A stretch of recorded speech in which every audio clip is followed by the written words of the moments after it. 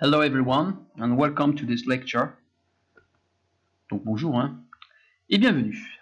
Alors on va continuer en cinématique avec un petit rappel. Donc la cinématique elle étudie les mouvements en fonction du temps et sans tenir compte de leur cause. Alors ce que je propose aujourd'hui c'est d'aborder deux nouvelles notions qui concernent le mouvement. Donc on va voir ce qu'est un MRU, un mouvement rectiligne uniforme, et puis ce qu'est un MRUA, c'est-à-dire un mouvement rectiligne uniformément accéléré. Donc l'objectif, c'est de mettre en équation des grandeurs physiques qui caractérisent le mouvement, c'est-à-dire la position, la vitesse, et ainsi que l'accélération. Donc d'un corps en fonction du temps. Donc on va illustrer un petit peu notre étude. Donc on imagine un corps, donc ici une personne qui se déplace. Donc cette personne va avoir une certaine vitesse, et elle se déplace, donc la position change. Elle peut avoir une autre vitesse, donc là aussi, le déplacement va être différent. Et puis elle peut s'arrêter à un moment donné.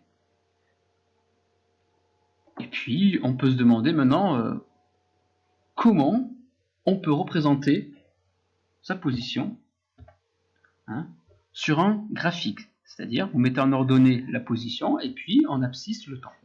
Donc quelle serait la courbe? De la même manière, quelle serait la courbe représentatrice de la vitesse? Donc, vous avez la vitesse en ordonnée et toujours le temps en abscisse. Idem, l'accélération, comment serait cette courbe? Donc elle est notée A. Alors,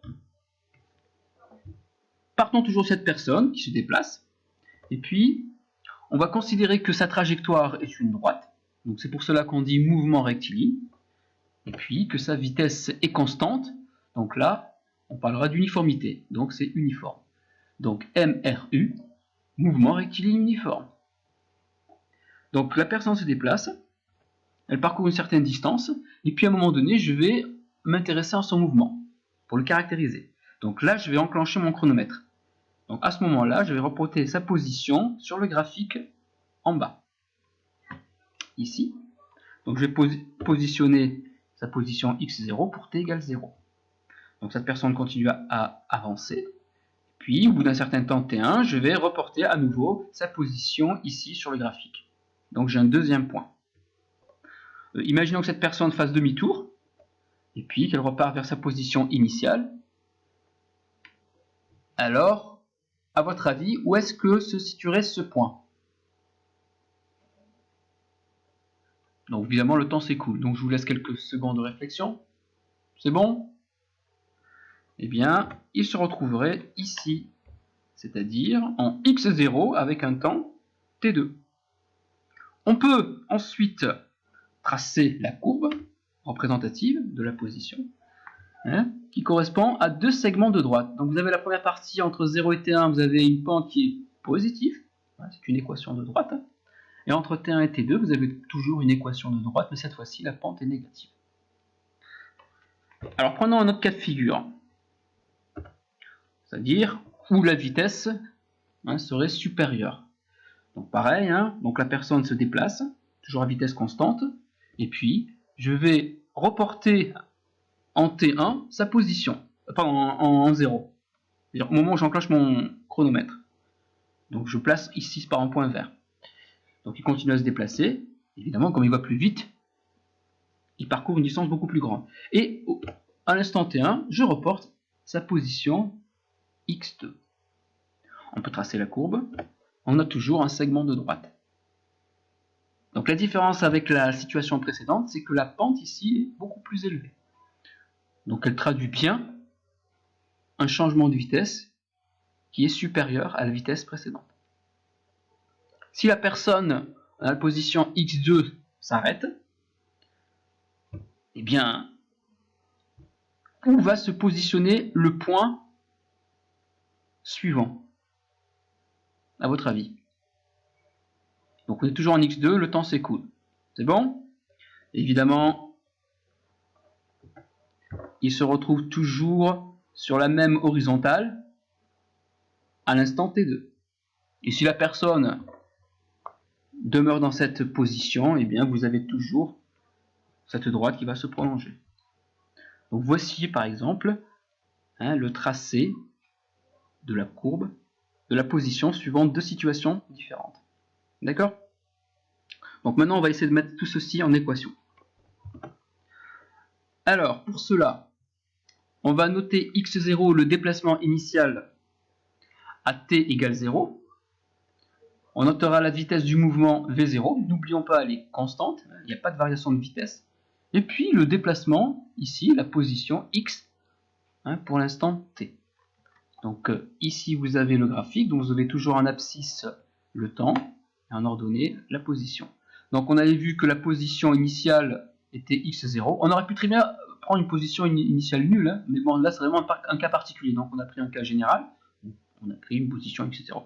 Et puis, on se pose la question de savoir quelle va être l'équation ici de la position. Si je m'intéresse à une durée, un intervalle de temps, t, quelle va être la position x? Alors, pour le savoir, eh bien, il faut décrire la variation de la position, que je note delta x, et puis sur l'intervalle de temps correspondant, que je noterai delta t. D'accord?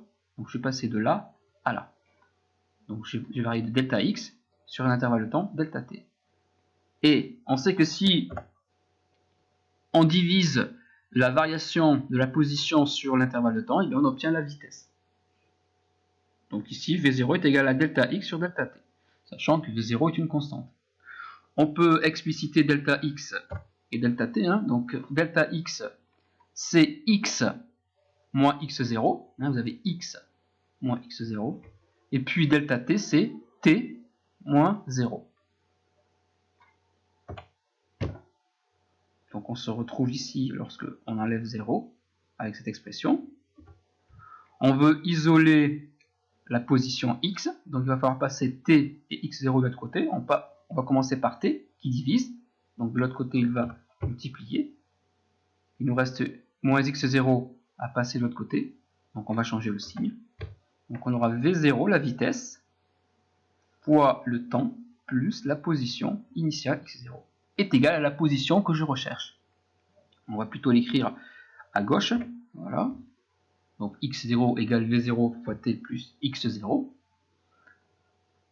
Et ceci nous fait penser en mathématiques à l'équation d'une droite, c'est-à-dire y égale à x plus b, où a est le coefficient directeur et b l'ordonnée à l'origine. Donc si on représente un graphique où je mets la position x en ordonnée et le temps en abscisse. Alors vous pouvez être perturbé parce que d'habitude vous le x se trouve en abscisse lorsqu'on étudie une fonction. Par exemple on a y égale une fonction de x. Donc là attention, on est en physique, donc la grandeur ici c'est la position que j'ai notée x. J'aurais pu lui donner un autre nom, j'aurais pu utiliser une autre lettre. Donc il ne faut pas être perturbé par l'utilisation de certaines lettres. Alors, comme ça me donne une équation de droite, voici ce que ça me donne. Vous avez ici l'ordonnée à l'origine, donc c'est x0. Et puis, vous avez la pente v0 qui va déterminer l'inclinaison là. Si v0, si la vitesse est plus élevée, donc vous allez avoir une pente plus grande et la courbe aura cette allure. D'accord? Donc là, on a pu représenter l'équation de la position et puis le tracé correspondant. Alors, l'idée maintenant est de tracer la vitesse. Mais on sait que la vitesse est constante. Donc s'il fallait la représenter dans un graphique, voici ce que ça donnerait. Donc vous avez en ordonnée la vitesse, en abscisse le temps. Et bien comme elle est constante, et bien tous les points se retrouvent sur la même horizontale. D'accord? Maintenant, s'il fallait tracer l'accélération. L'accélération signifie la variation de vitesse. Or ici, comme la vitesse est constante, eh bien, il n'y a pas d'accélération. Donc si l'accélération n'existe pas, c'est qu'elle est nulle. Donc le tracé de l'accélération serait le suivant.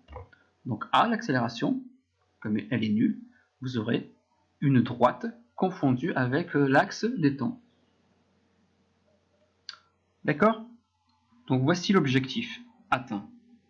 Maintenant, si on fait une analyse mathématique de cette équation de mouvement, donc vous avez la position qui est égale à V0, c'est-à-dire la vitesse fois le temps, plus la position initiale.